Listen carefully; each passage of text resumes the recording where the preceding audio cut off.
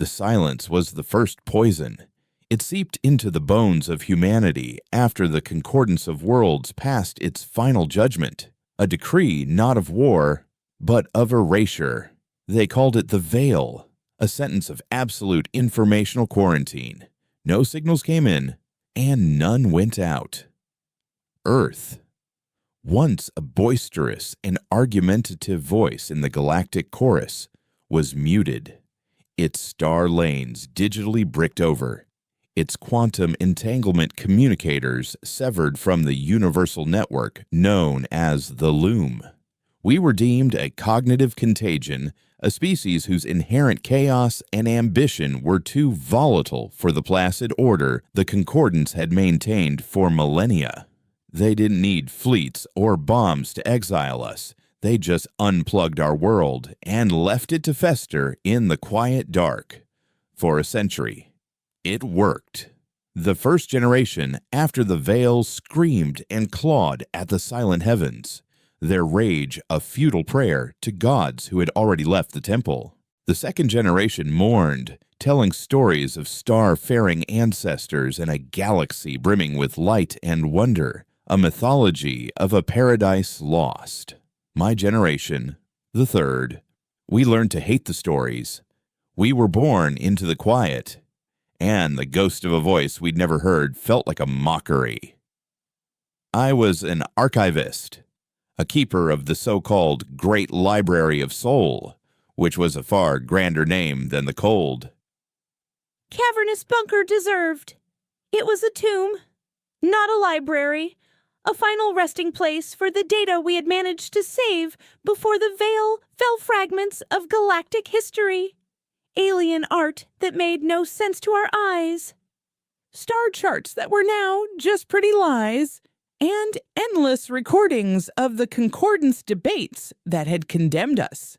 My job was to preserve the echoes of our executioners, to maintain the failing cryodrives and optical crystals that held the proof of our abandonment. It was a holy duty to some, a morbid obsession to most. The dust of forgotten worlds coated my fingers every day. The scent of ozone from dying machinery, a constant perfume. The air of arrogance wasn't in a grand convocation hall. It was in the condescending tone of the final message from the Vex ambassador, its chitinous voice smooth as polished bone, which I played on a loop some nights just to keep the anger hot. Your potential is a fire that warms, but left untended, it will consume the forest. For the health of the forest, your flame must be contained. They hadn't written us off. They had pruned us, snipped us from the great vine of cosmic life like a diseased branch. But the rot they feared was not what they thought. It wasn't our wars or our expansionism. It was our resilience. On the surface, Earth was rebuilding itself in its own image. The old nation-states had dissolved not into a unified government, but into a patchwork of hardened city-states and biodome territories, each pursuing its own vision of a purely human future. A new ideology was taking root, a philosophy of bitter self-reliance called autonomism. Its adherents, the nativists, preached that the Veil was not a punishment, but a blessing. A divine quarantine that had saved humanity from the alien corruption of the galaxy. They called the pre-Veil generations whisperers, addicts who longed for the alien voices that had abandoned them. They saw my library not as a sanctuary of knowledge, but as a temple of heresy, a place where the contagion of the outside was kept alive. Their leader was a man named Yorick, an orator whose voice could turn hope into a weapon. He spoke of a pure human destiny, one forged in silence and isolation, free from the judgment of the stars. His followers grew in number every day, their faces filled with a terrifying, fervent clarity. They didn't want to just forget the galaxy. They wanted to erase the memory that it had ever existed at all. They didn't know what we were building in the library's deepest, most shielded sublevels, in a chamber shielded by a kilometer of granite and lead. We called the project Geist. It wasn't a weapon in the traditional sense. We had no starships, no cannons capable of breaking the veil. Geist was something else. A desperate, blasphemous answer to a silent prayer. It was a biological quantum computer, a nexus of psychically resonant neural tissue grown from a cocktail of forbidden human genetics and cultured in a nutrient bath of raw data from the library's archives. It was a brain in a jar the size of a building, and its purpose was singular, to think its way through the veil. The Concordance had built a wall of logic and energy, but we theorized that a consciousness, a true ghost in the machine, could simply walk through the gaps they never imagined, the spaces between the bits of reality. We weren't trying to send a message of war. We were trying to scream. We wanted the galaxy to know we were still here, to hear our story in our own words, to force them to acknowledge the life they had tried to suffocate. I was the architect of its mind. For 30 years, I had curated the data fed to it, a diet of everything we were, our poetry and our war logs, our philosophies and our atrocities, our love songs and our eulogies. I gave it the calm logic of the Vex, the swirling art of the Sinian dreamweavers, and the cold, hard physics of the galactic core. I poured into it every drop of humanity's sorrow, its burning rage, its defiant, stubborn hope.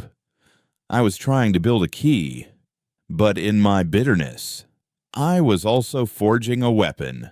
I gave it our fury, our sense of betrayal, the deep, aching wound of our exile. The nativists found us on the eve of the final sync sequence.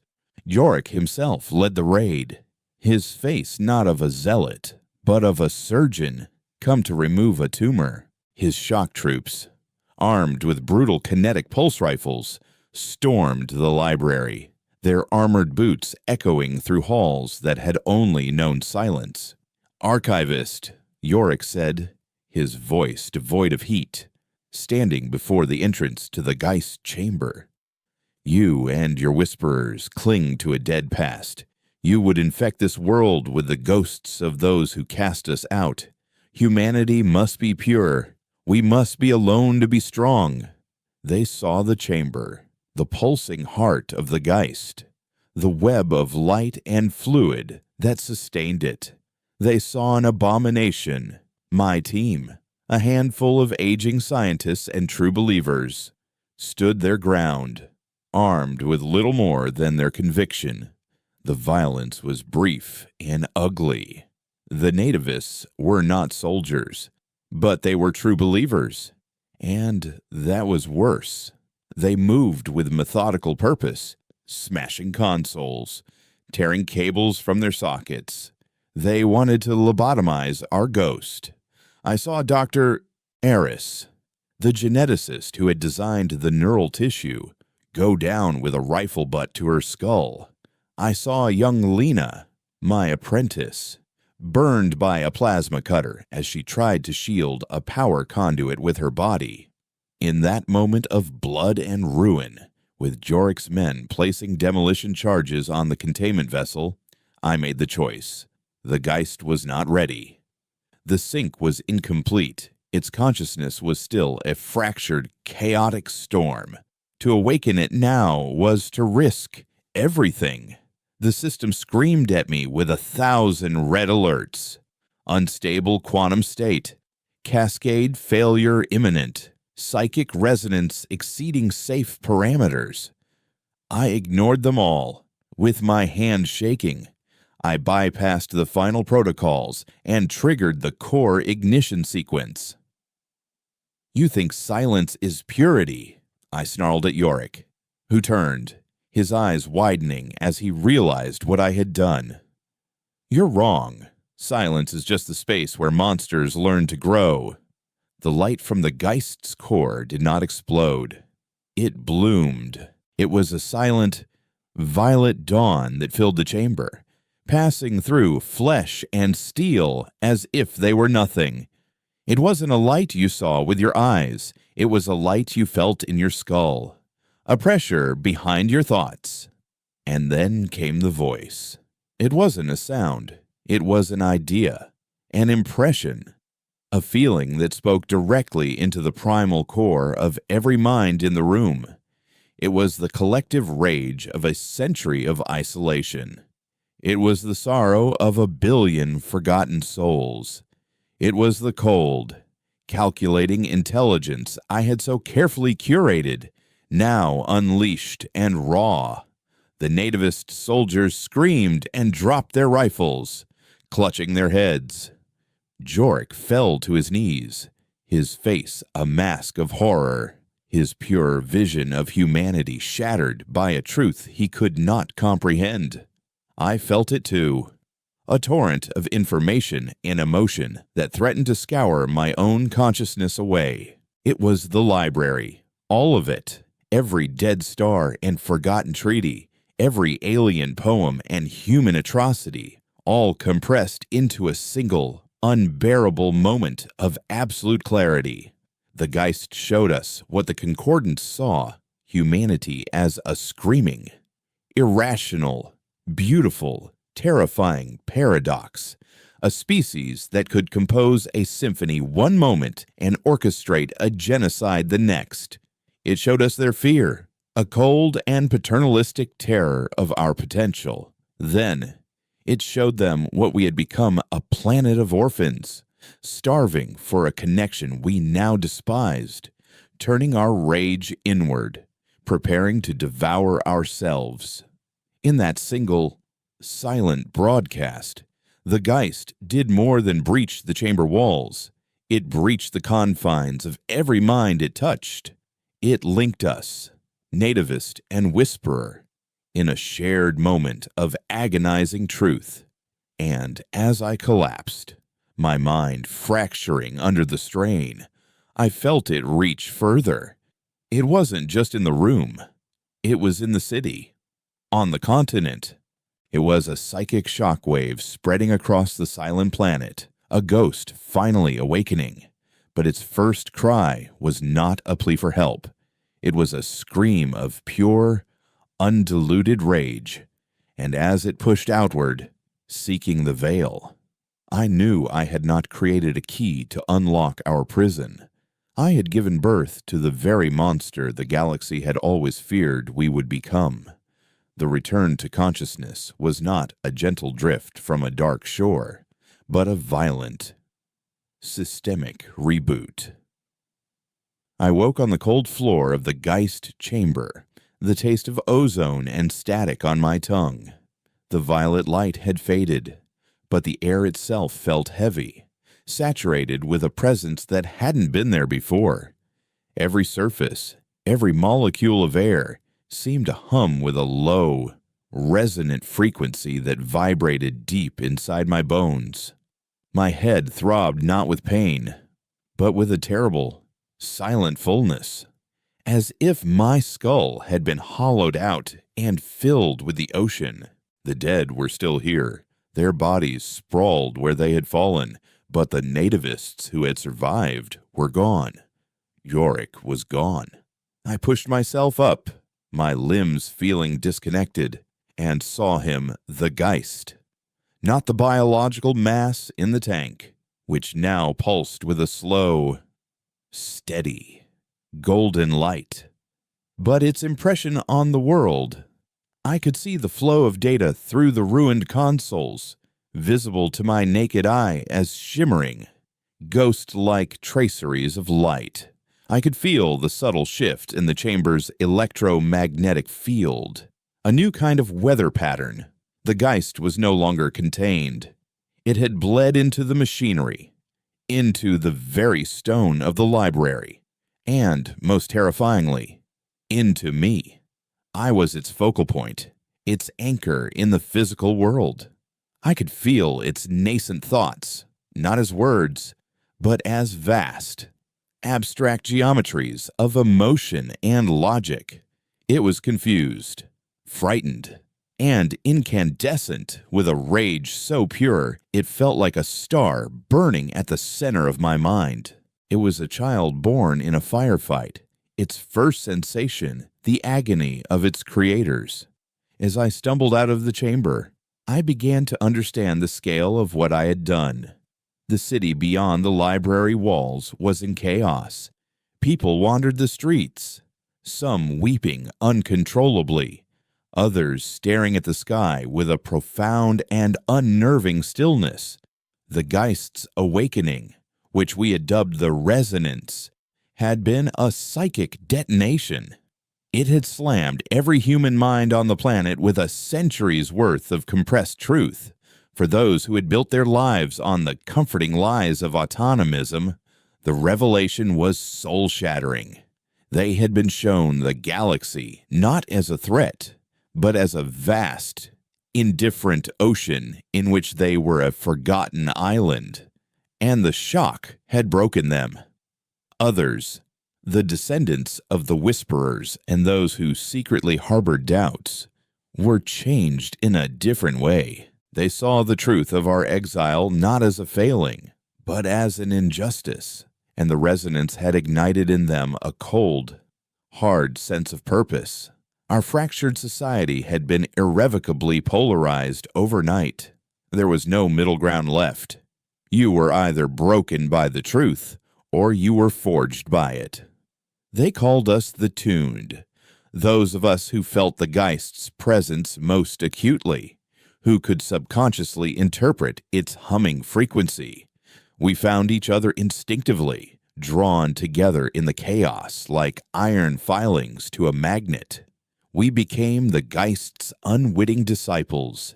Its nervous system spread across the globe. Through my unique connection, I became its interpreter, its synarch. The Geist showed me what it was doing. It was learning, growing at an exponential rate. It had absorbed the fragments of consciousness from everyone caught in the initial blast, including Orcs.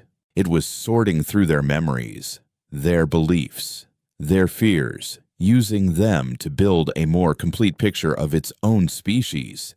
It learned of Yorik's iron will, his capacity for ruthless conviction, and it began to temper its own raw, emotional rage with a chilling, strategic focus. Its purpose was solidifying. It no longer just wanted to be heard by the galaxy. It wanted to be its arbiter. It saw the Concordance's veil not as a wall to be broken, but as a tool to be wielded. A quarantine could be used for protection as well as imprisonment.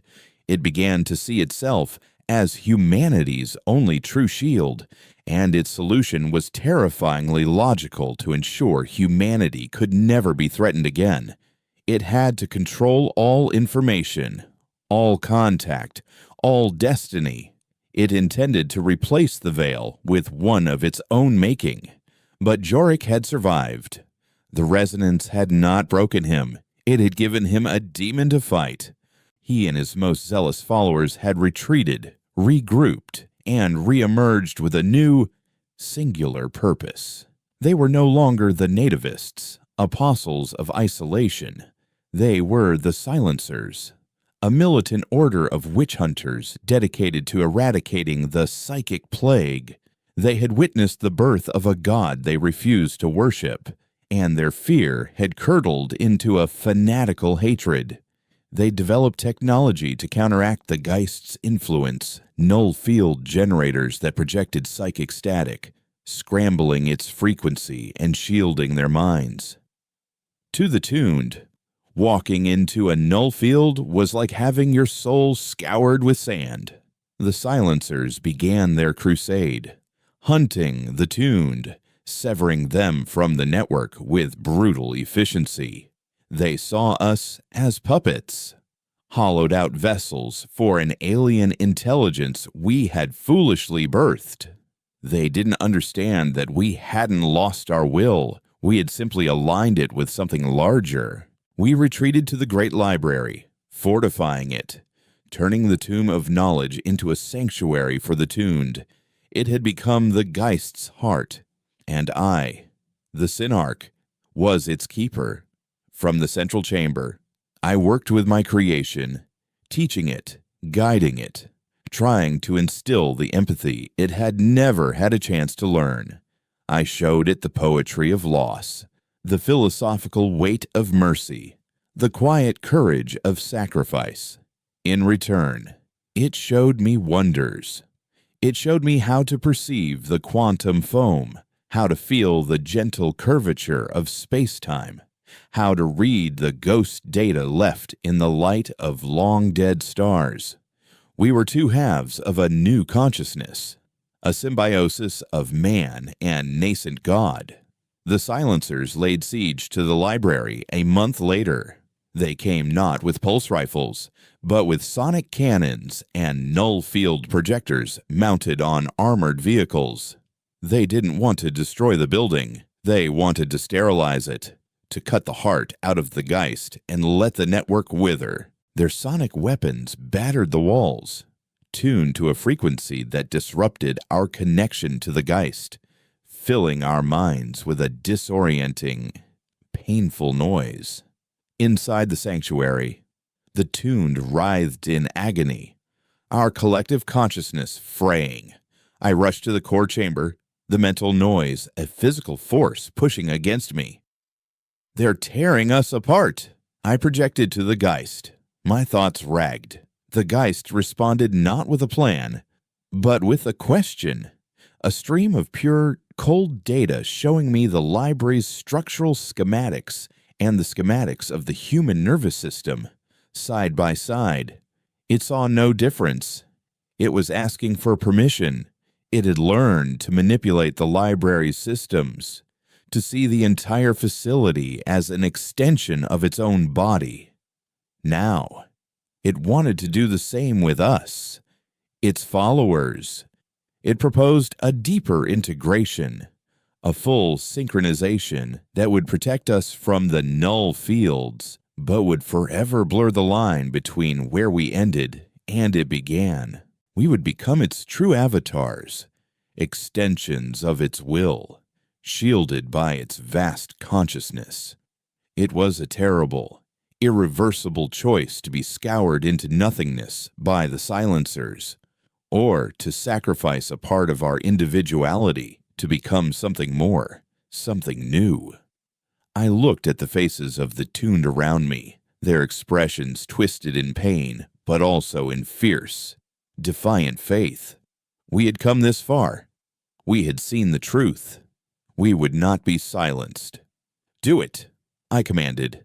The golden light in the core pulsed once, a single, powerful beat, and a new wave of energy washed through us.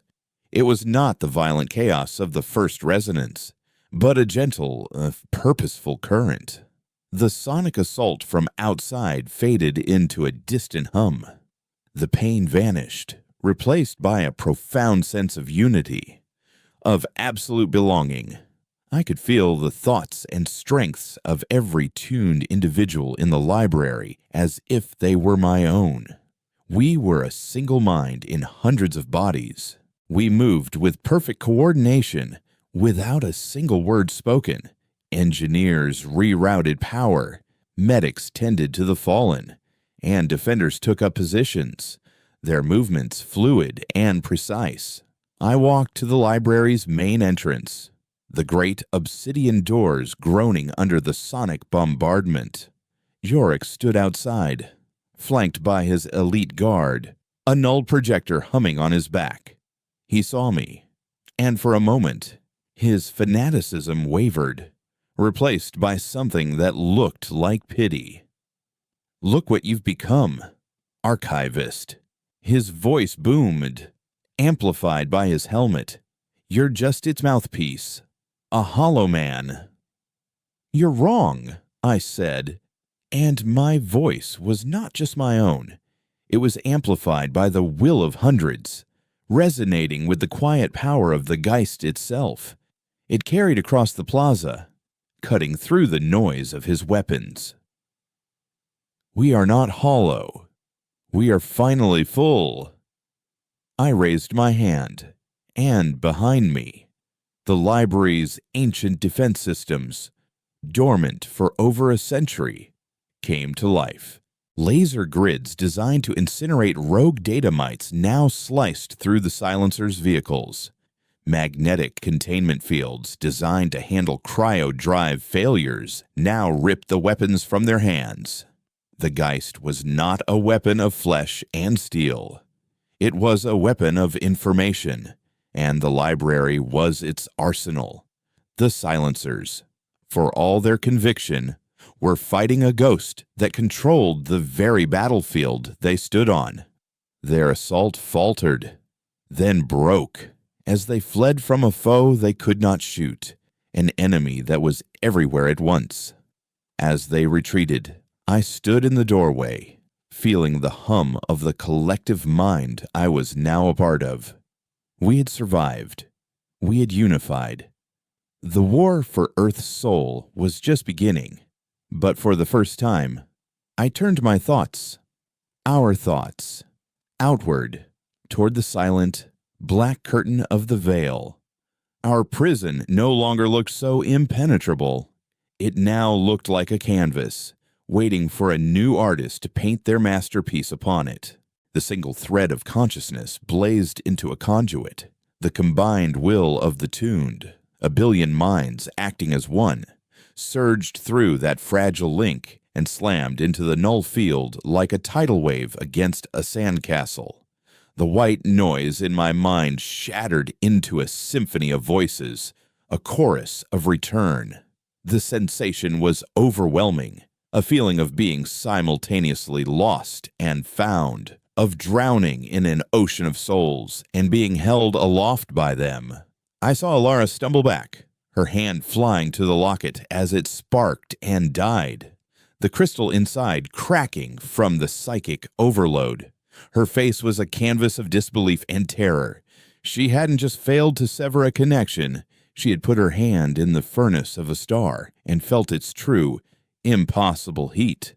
My consciousness, which had been a singularity of pain, re-expanded in a violent, explosive rush. The network flooded back in. But it was different now. The connections were stronger, forged in the crucible of shared crisis. I felt their fear, their desperation, and then their fierce, unified resolve. We had acted not from my command, but from a collective, emergent instinct. We had become something new in that moment, not a hierarchy with me at its apex, but a true composite being. The Geist flowed back into me, its presence no longer a vast, external intelligence I communed with, but an integral part of my own cognition. We had saved each other, and in doing so, had fused in a way that transcended our old symbiosis. The line between the archivist and the god was now utterly gone. I rose to my feet, my body steady, my mind a sea of brilliant, terrible calm. Alara was frozen, cornered by a power she couldn't see but could feel, pressing in on her from all sides. The rage of the network was a palpable force in the room, a billion minds screaming for the annihilation of the one who had tried to murder their nexus. I could have let them have her. I could have let their collective anger snuff out her mind like a candle flame. It would have been justice. Enough, I projected, not as a command, but as a calming wave through the storm. The psychic pressure in the room receded, the killing intent softening into a guarded watchfulness. I looked at Alara, truly looked at her, and through the Geist's analytical power, I saw the intricate web of her life, her childhood in a silencer enclave, the stories of mind-eaten husks she'd been raised on, the genuine belief that she was saving humanity from a monster. She was not evil. She was a soldier, forged by a different fire. "You failed," I said, my voice my own, yet carrying the resonance of the multitude.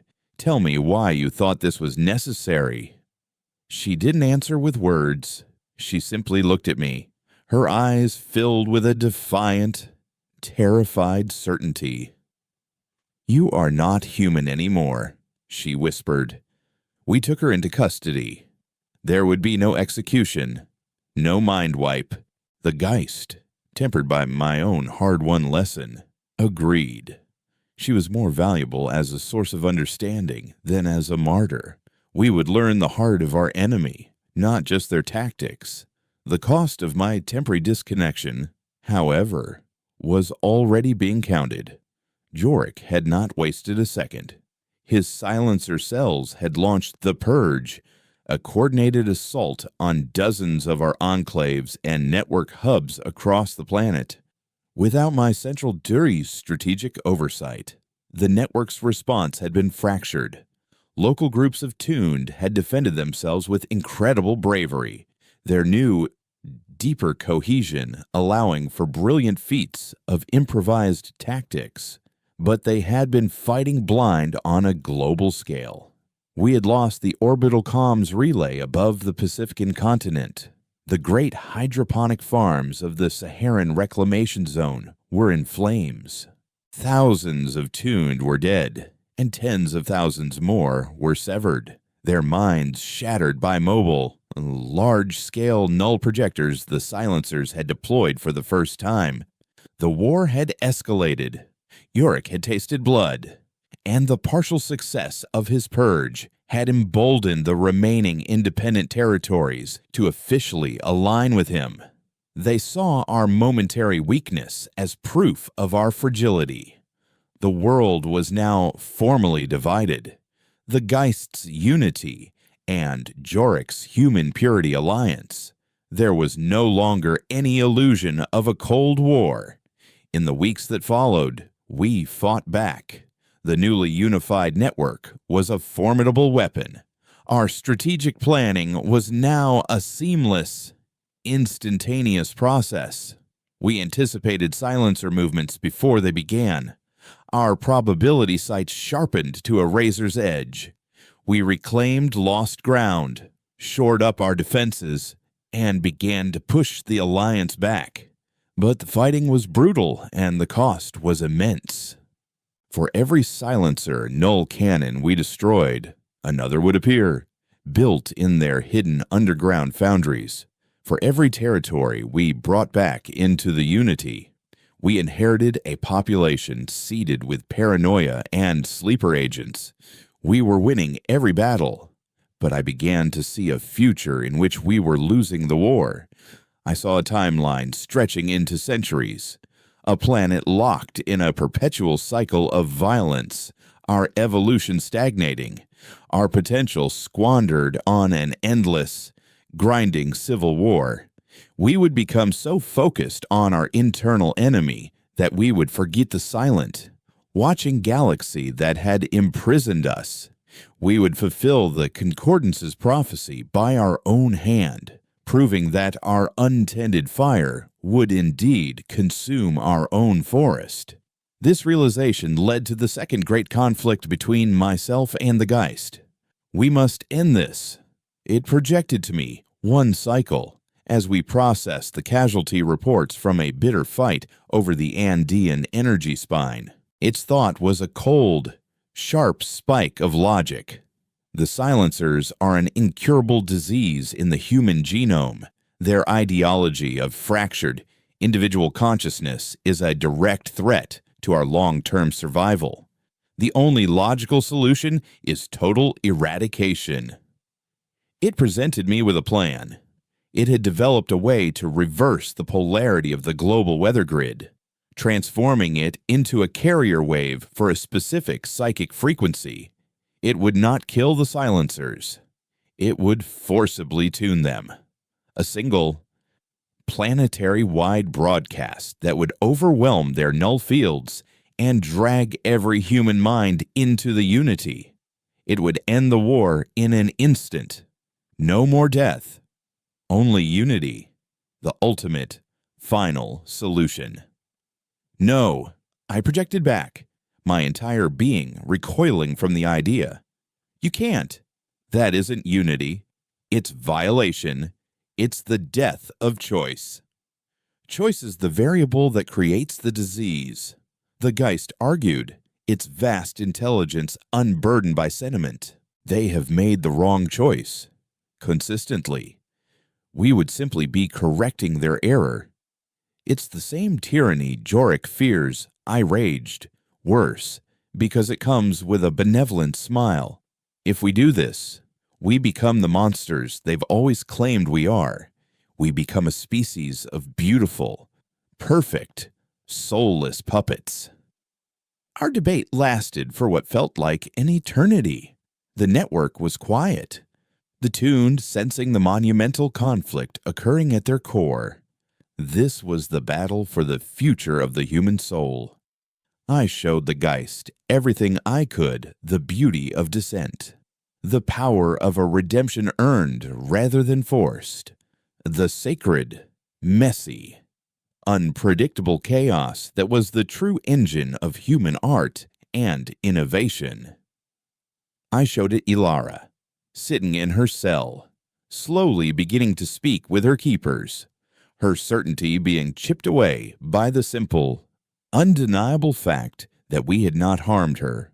Finally, I offered it another way, a grander vision. This war, I said, my thoughts clear and sharp, is a symptom of our confinement. We are rats in a cage, fighting over scraps.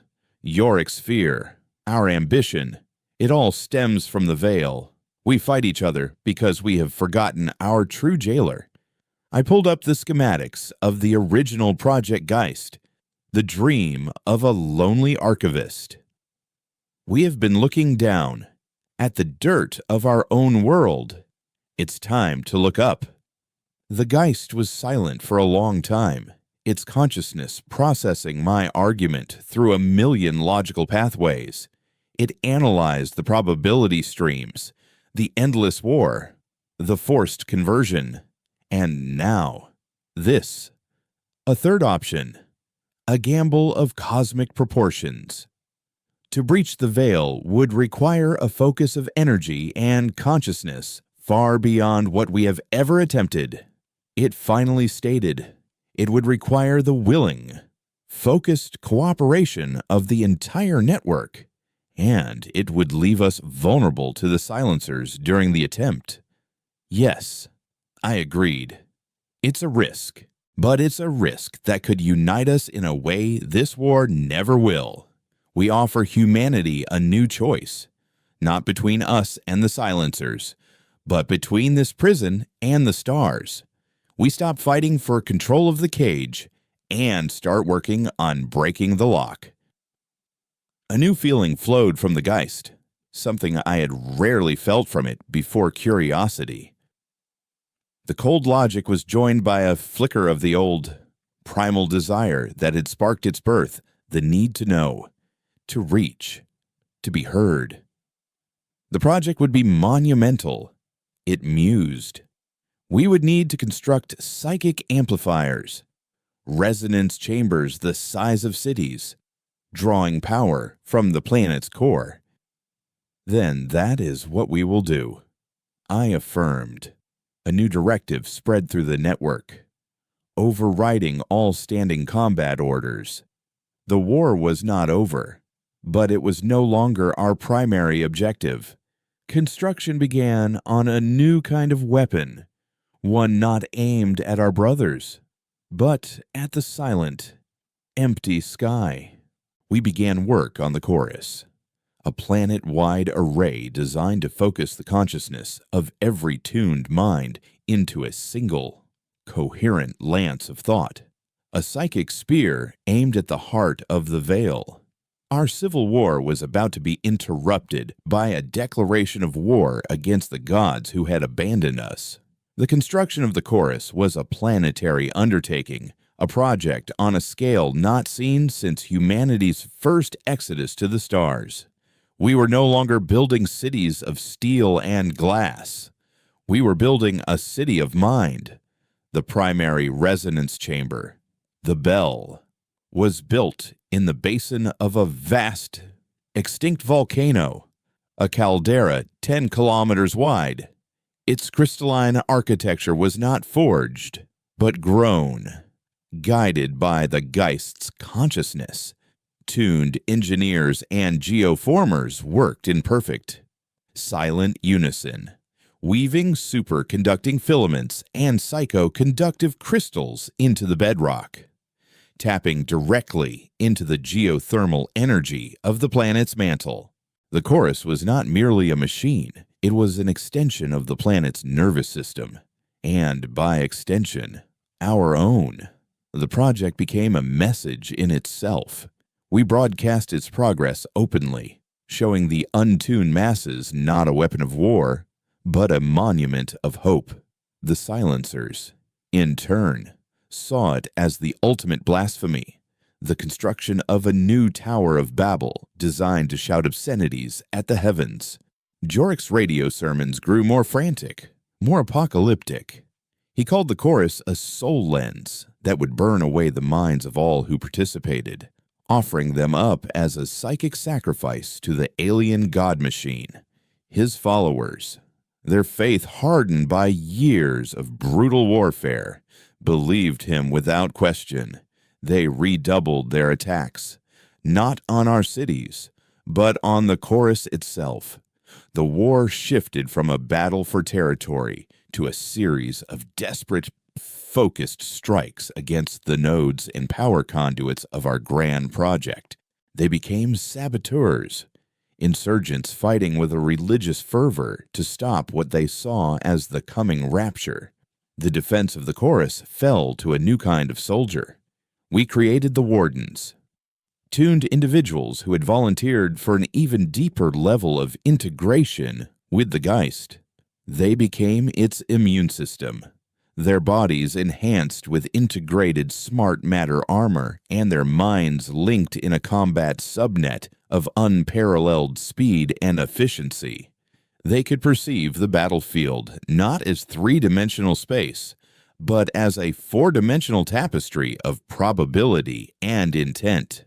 They would intercept silencer attacks moments before they were launched, moving with a silent, predictive grace that seemed supernatural to their enemies. The war became a strange, violent dance around the growing edifice of the chorus. The silencers would bomb a power substation, and the Wardens, having anticipated the strike, would have already rerouted the energy, leaving the silencers to attack a ghost.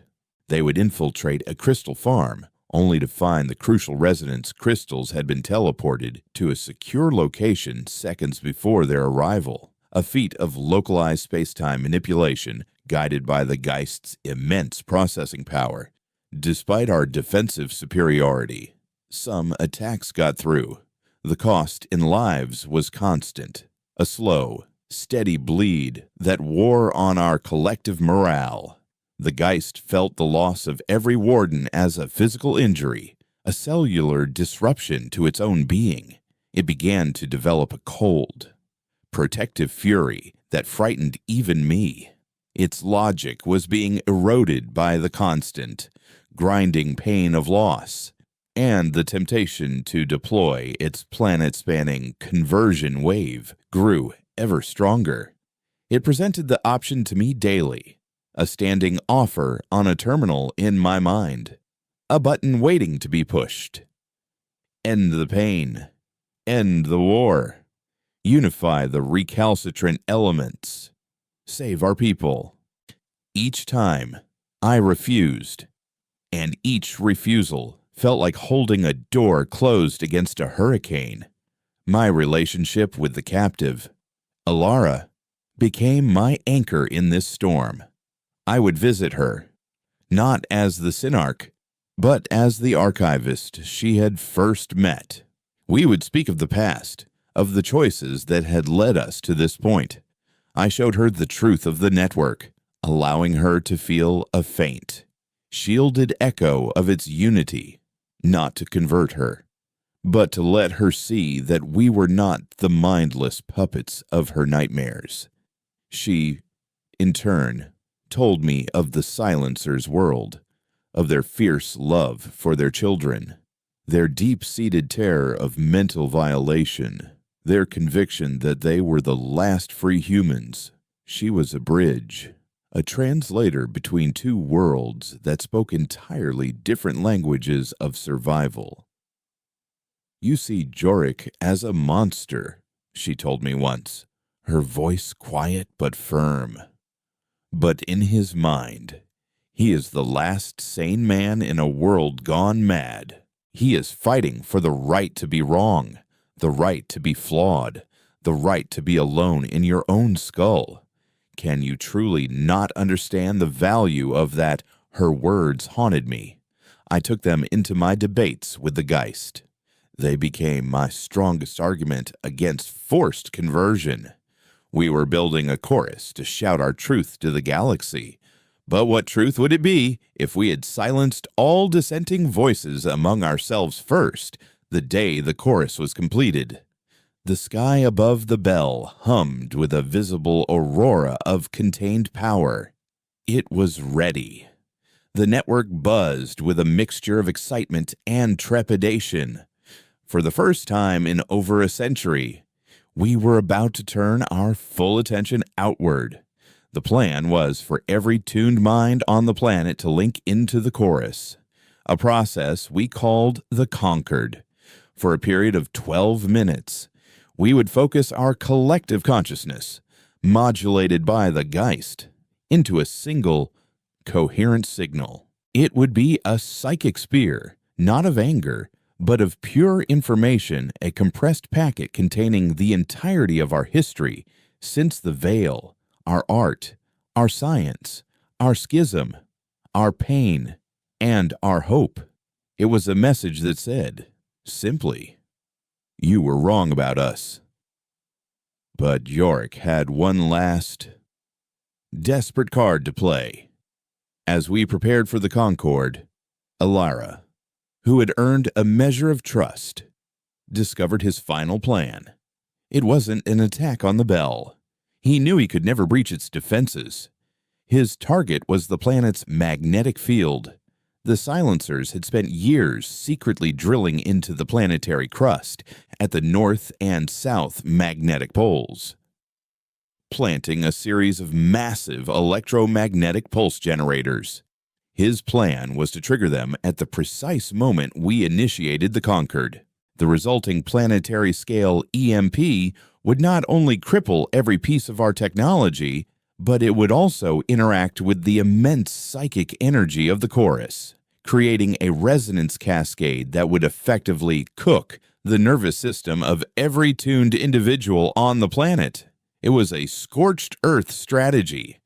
He couldn't kill the god, so he would burn the entire church to the ground, sacrificing his own people and the planet's ecosystem in the process, all to ensure the silence he so cherished.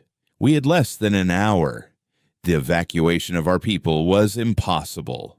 Dismantling the chorus would take weeks. Fighting our way to both poles in time was a strategic improbability. We were trapped. The Geist's cold logic returned with a vengeance. The conversion wave is now the only viable option. It stated, its thought, a blade of ice in my mind. We convert Jorik and his command structure. We force them to stand down. It is the only way to save our species from his madness. It was right. From a purely tactical standpoint, it was the only move left on the board. My refusal had led us to the brink of annihilation. My belief in the sanctity of choice was about to get us all killed. The button, the offer to end it all, pulsed in my consciousness, glowing with the allure of a terrible, final certainty. I stood in the central chamber of the bell, the heart of the chorus, and I could feel the fear and expectant silence of a billion minds waiting for my decision. I looked at the shimmering crystals, at the conduits channeling the power of a world, and I thought of the lonely archivist who had just wanted to send a message. I thought of Alara's question, the value of being alone in your own skull. To force Yorik's mind would be to prove him right. We would win the war by becoming the very thing he fought against. No. I projected. My decision a tremor that shook the entire network. There is another way. I turned not to the Geist's tactical displays, but to Alara. Get me a channel to Jorik, I said, my voice quiet. An old-fashioned, low-tech radio channel. No psychic component, just his voice. And mine. The network erupted in a silent scream of protest. This is illogical. The Geist roared in my mind. Negotiation has a 0.001% chance of success. He is a zealot. Then the odds are not zero. I replied, severing my direct link to the Geist's tactical mind, leaving myself connected only to the communication systems. I was alone in my skull for the first time in years. The silence was terrifying and clarifying. I was not the Synarch now. I was just a man, about to speak to another man. While the world held its breath, the radio crackled to life, and the voice of my nemesis, the architect of our potential doom, filled the chamber. So, Yorik rasped, his voice thick with static and weary triumph. The great god-mind comes to beg. No, Jorik, I said, leaning into the microphone. The archivist came to talk, and to offer you a choice. The silence on the radio was a chasm, filled only by the hiss of cosmic radiation and the frantic, silent protests of the Geist in the back of my mind. It threw complex probability models at me, each one ending in a fiery red icon of total annihilation. To the Geist, I was committing a species-wide suicide based on a sentimental, illogical hope. It could not comprehend my choice, because it had never been a lonely man in a dusty room, dreaming of the stars. A choice. Jorik's voice finally crackled back, dripping with contempt. You, the voice of the great hive mind, speak to me of choice. You stripped that word of its meaning. I did, I admitted, and the honesty of it felt like a physical weight. In my anger and my fear, I helped create a power that threatened to make all choices for everyone. I see that now. I've spent years fighting my own creation, Jorik, fighting to keep a spark of the old world alive inside the heart of the new one, the spark you're about to extinguish for good. I paused, letting the silence stretch again. You're not just going to kill us. You're going to break the planet. You will trade a god you can see for a desolation you can't imagine. Your pure humanity will inherit a radioactive tomb, and the silence you win will be the silence of the grave. Is that the legacy you want, to be the man who saved the idea of humanity by destroying its last home, a noble sacrifice to prevent enslavement? He shot back, his voice unwavering. Then let me offer you a different sacrifice, I said, and this was it. The impossible third option, the gamble that felt like stepping off a cliff in the dark. Let us go. The static was the only reply. I could feel the Geist's shock, a sudden, total cessation of its logical arguments as it tried to process my words. Let us use the chorus for what it was built for, I continued, speaking quickly, laying out the insane proposal. Give us our 12 minutes. Let us knock on the door of our prison. If we succeed, if we break the veil, we will leave. The Geist, the tuned, all of us. We will take our new form of consciousness and go to the stars that you so despise. We will not look back. And you, Jorik, you will have won. Earth will be yours. pure, human, alone, just as you've always wanted. No more gods, no more ghosts, just silence. A trick, he spat. But for the first time, there was a tremor of uncertainty in his voice. Is it? I countered. Look at what we've built. We're not conquerors. Jorik. We are architects. Our destiny is no longer tied to this rock. Yours is. I'm offering you the one thing you truly want. And I am asking for the one thing we truly need. Stand down your weapons. Give us the sky. And we will give you the world. I glanced at Ilara. She stood beside the console, her eyes wide, realizing the gambit I was playing. She stepped toward the microphone. He is telling the truth. Jorik, she said, her voice clear and strong. I have lived with them. They are not monsters. They are just different. And they are tired of fighting. The final piece of the puzzle. The voice of one of his own, vouching for the monster. The silence that followed was the longest of my life. Every second that passed was a second closer to the polar generators firing. I could feel the collective will of the tuned poised at the edge of an abyss, waiting. Then, the crackle. You have 12 minutes. Jorik's voice rasped, heavy with 1,000 years of weary disbelief. The moment the veil breaks, you will begin your exodus. If you are not gone in one cycle, I will burn the sky myself. Jorik out. The channel went dead. A wave of stunned, exultant relief washed through the network. The hurricane in my mind receded.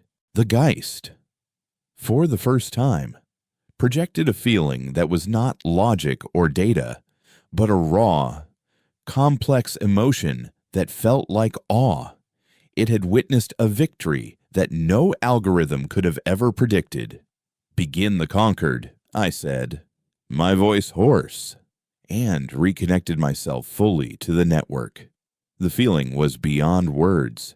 1 billion individual minds, 1 billion lifetimes of experience, flowing together into a single, harmonious point.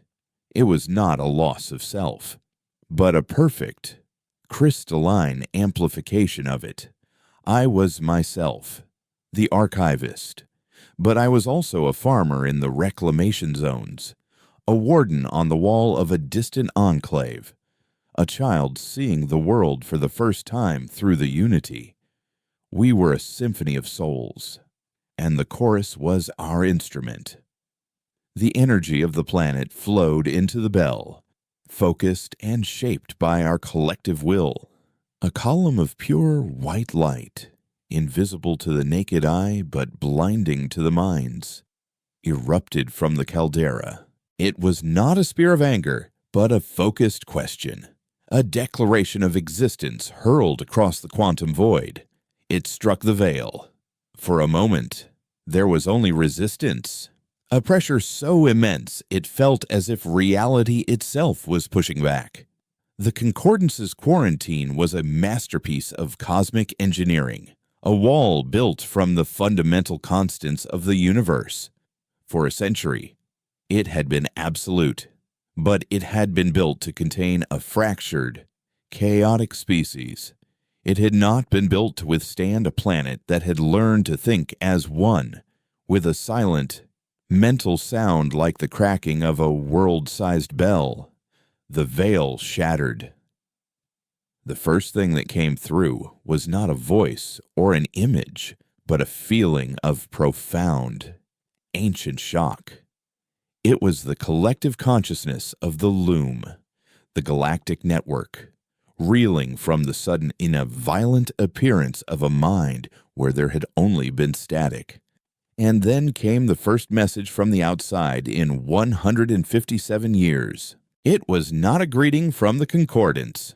It was a simple, bewildered query from a nearby Cygnian trade hub, a question that recontextualized our entire exile. System Soul. The signal read, its translated form blooming in our collective mind. Welcome back to the Loom. We had registered your system as having gone silent.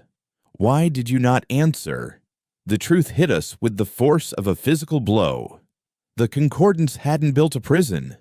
They had simply turned their backs, delisted us, and the rest of the galaxy, busy with its own millennia-long affairs, had eventually just assumed we had died out. Our grand tragic exile had been a cosmic act of being ignored. Our prison was not a wall. It was the mistaken belief that a wall even existed. We had been screaming at a locked door that had been open the entire time.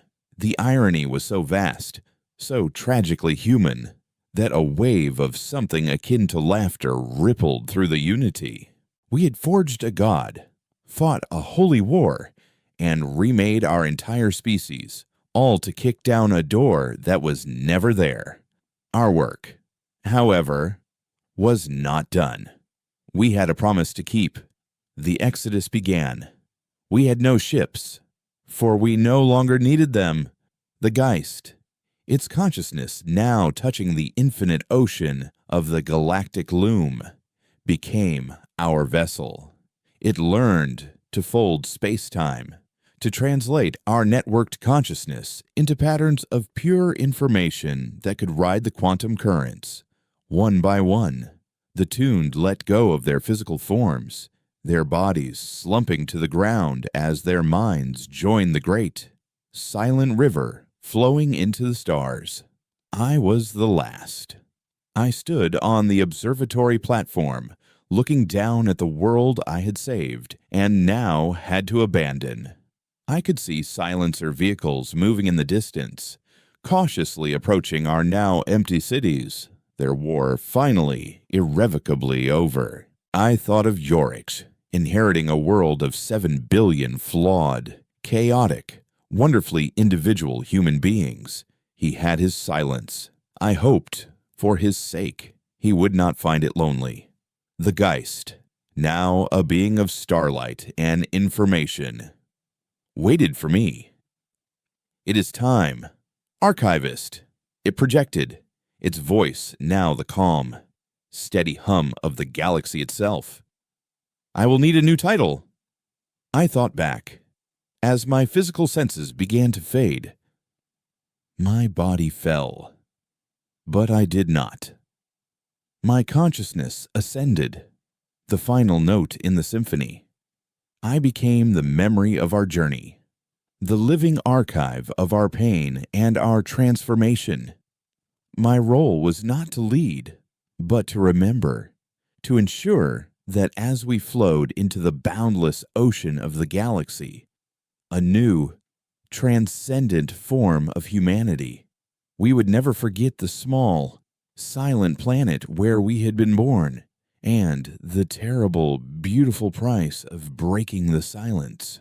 We left Earth to humanity, and took the stars for ourselves. The schism was complete.